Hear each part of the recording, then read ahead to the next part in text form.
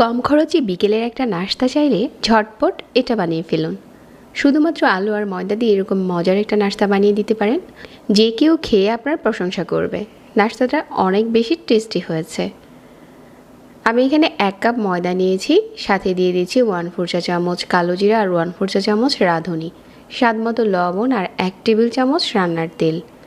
এখন তেলের সাথে ময়দাটা হাত দিয়ে ভালো করে মিশিয়ে নিচ্ছি।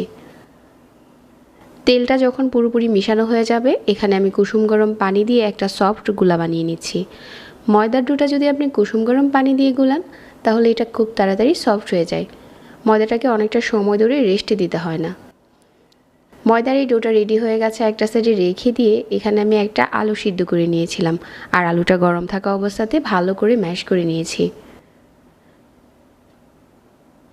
আলুটাকে ম্যাশ করে নেওয়া হয়ে গেছে। এখন দিয়ে দিচ্ছি মিহি কুচি করা একটা পেঁয়াজ, আর সাথে দিয়ে দিচ্ছি 1/2 চা চামচ চিলি ফ্লেক্স, কাঁচামরিচ কুচি, ধনেপাতা কুচি, স্বাদ মতো লবণ, আর একটা সিদ্ধ ডিম আমি গ্রেট করে দিয়ে দিচ্ছি। এখানে চাইলে ডিমটা অ্যাড করতে পারেন, আবার চাইলে স্কিপও করতে পারেন, তবে ডিমটা দিলে এই নাস্তাতে খেতে স্বাদ ভালো আসে। ভালো করে আলুর এই মিশ্রণটা মাখিয়ে নিয়েছি, আর এখানে 1/3 কাপ ময়দা, 1/4 চা চামচ চিলি ফ্লেক্স, স্বাদ মতো লবণ আর 1/2 কাপের মতো পানি দিয়ে একটা পাতলা গোলা বানিয়ে নিচ্ছি। ময়দার এই গোলাটাকে একটা সাইডে রেখে দিচ্ছি। ময়দার ডোটা অনেকটা সফট হয়ে গেছে।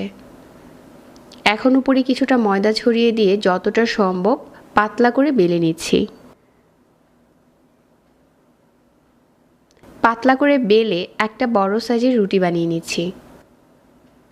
এখন উপরে ম্যাশ করে নেওয়া ডিম আলুর মিশ্রণটা দিয়ে দিচ্ছি, আর পুরোটা রুটির উপরে এভাবে করে লাগিয়ে নিচ্ছি।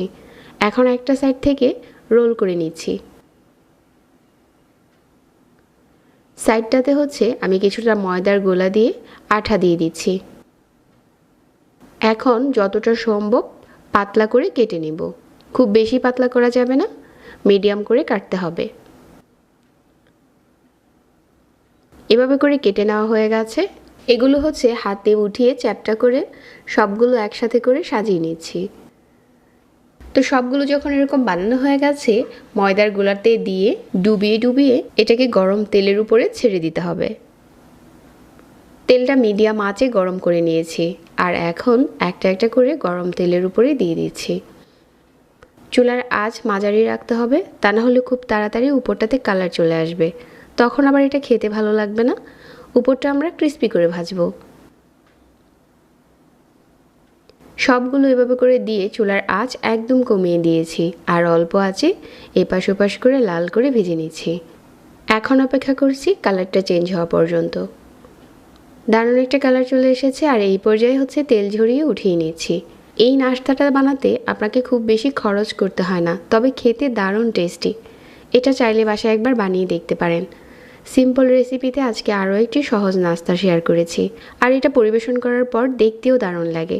যারা কম খরচে কম সময়ে কিছু বানাতে চান, আজকের রেসিপিটা কাজে দিবে। আর প্রতিনিয়ত এরকম নতুন রেসিপি পেতে পেজ ফলো করতে ভুলবেন না। আর এটা ভাঙার পর দেখেন ভিতরে আলু একদম ভরপুর আছে। সবাইকে ধন্যবাদ জানিয়ে আজকে এখানে বিদায় নিচ্ছি। আল্লাহ হাফেজ।